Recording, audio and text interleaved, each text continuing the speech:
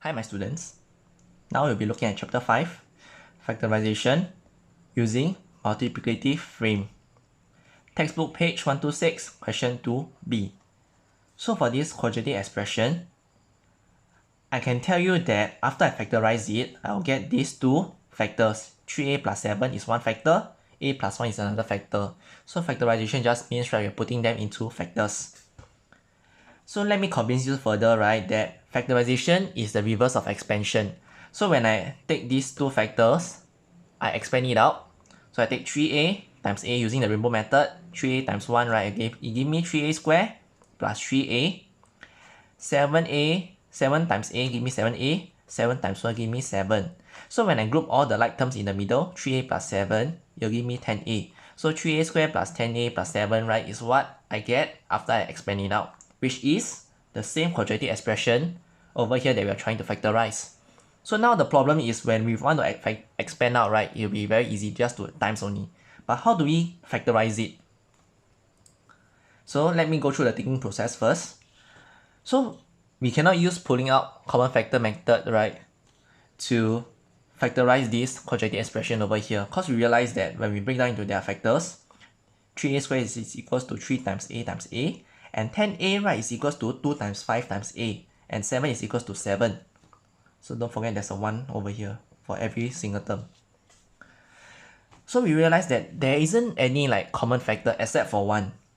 So even if we pull out 1 from each of these terms, right, we realize that it doesn't factorize into these two factors over here. So what do? We need to use the multiplicative frame. So this explains the purpose of using multiplicative frame.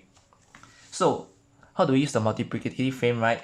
Step 1, we draw the frame and fill in 3a squared plus 7. So you can think it as a drawing tic-tac-toe. So because tic-tac-toe there's 9 boxes. So the first box over here is multiply. The next box will be 3a squared, and the next box in the last box in the diagonal will be 7.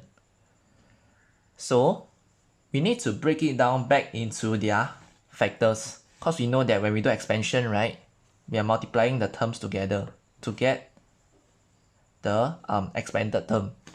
So over here we need to do the reverse process. So instead of multiplying, right, we need to break down into their factors. So 3a squared, right, we can simply say that is equals to 3a times a. This one is quite straightforward. So I can put 3a and a over here. So I just leave it b first.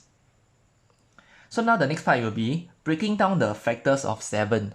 So I know that 7 is equals to 1 times 7, or the opposite will be negative 1 times negative 7 in the negative way. So the next question is, how do I know which one do I put inside the multiplicative frame, since there are two options for us? So in order to choose the right pair of factors, right, we need to use the last information over here, which is the 10a, because we haven't used it yet. So for the 10a, right, it will be whenever we put the numbers inside here and we multiply them up in these two boxes, and you'll get that these two things, right, when they add up together, they'll give me 10a. So let me show you what I mean. So let's say, let me use a pencil, because this one might have some errors. So the first one, let me write in 3a and a, so they can see properly. So let's say, right, I choose the negative 1. So when I choose a negative 1, right, and a negative 7, when I multiply them together, negative 1 times a, give me negative a, and 3a times negative 7, right, give me negative 21a. So when I take negative a plus negative 21a, I realize that it gives me negative 22a, which is not what I want, so I cross it out. So this means that I need to choose the positive part. So the positive one, right, it will be 1 and 7. So let's try out 1 and 7. So when I choose the positive one, right, it will be 1 times a will be a, 3a times 7, right, will be 21a. So let me check again. So when I take a plus 21a is 22a. So this time round, right, it's slightly better because now it's a positive number instead of a negative number. This means that we are closer to our answer. So the last resort, right, will be to swap the position of 1 and 7.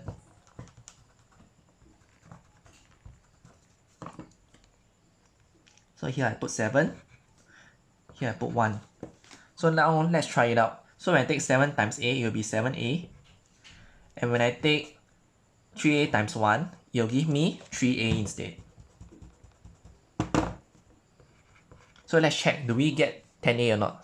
7A plus 3A, is it 10A? Yes, indeed. So 7A plus 3A will give me 10A. So this means that we have choose the right pair of factors and in the right position. So now the last part will be how to write it in the factors form.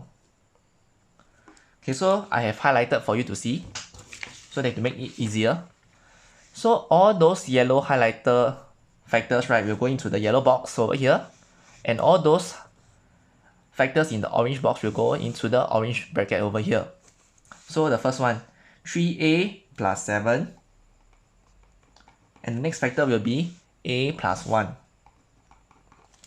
So if there isn't any negative sign over here, right, we just use a plus instead. So if there's a negative sign here, then we have to change it to negative. Okay, so let's check our answer. Aha, so this one is what we aim to achieve at the start. So this means that our factorization is correct. So this one should be our answer.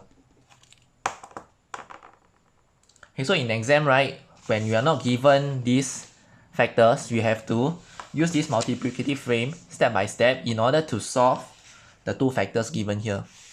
So step 1, draw the frame like tic-tac-toe and fill in the first term, 3A square, and the last number, right, which is the 7, fill it here. And next, you need to list out all the factors. 3A square equals to what, and 7 equals to what. And the third step will be to how to choose the right factor. We need to put into this multiplicative frame, try it out, to ensure that we get 10A, which is the last information given in the original questions. So after we check it out, we need to express our answers in the factors. So how do we do it? So it's 3A plus 7. So everything that is in the same column, they will group together as one bracket. Everything in the same row will be grouped together as another bracket. So that's why 3A plus 7 is written over here, and A plus 1 is written over here. So this is how I write my factorization of a quadratic expression. So this method will be useful for all of the quadratic expression that we are trying to factorize in this workbook and textbook problem. Thank you.